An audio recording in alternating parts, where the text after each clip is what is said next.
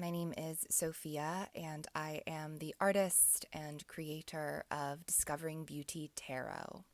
And I wanted to share this reading that I have been doing. It's a book that I've loved for a while called The Spiral Dance by Starhawk, who is an incredible and prophetic, brilliant witch who is still very active and has a fabulous online presence and community. The card that I pulled at the center of my reading for this lunar cycle, which started on the 18th of February with the lunar eclipse, is the Devil.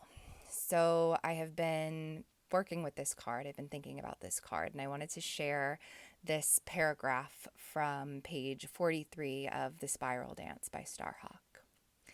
But the final price of freedom is the willingness to face that most frightening of all beings, one's own self.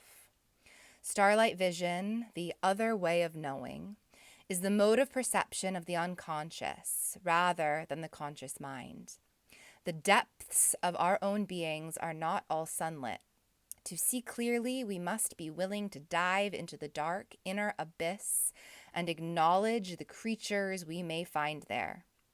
For, as Jungian analyst M. Esther Harding explains in Women's Mysteries, these subjective factors are potent physical entities. They belong to the totality of our being. They cannot be destroyed. So long as they are unrecognized outcasts from our conscious life, they will come between us and the objects we view, and our whole world will either be distorted or illuminated. So that's what I'm thinking about. I'm thinking about how I can dive deep down, how I can let those parts of my personality that I'm ashamed of have a little bit of light, because they're not going anywhere. So for instance, this morning, I was in a really bad mood. I was just in a foul temper. And of course, I practice nonviolence, so I'm not going to take it out on anyone. But there is this part of me that is still taking it out on myself. So that isn't nonviolent.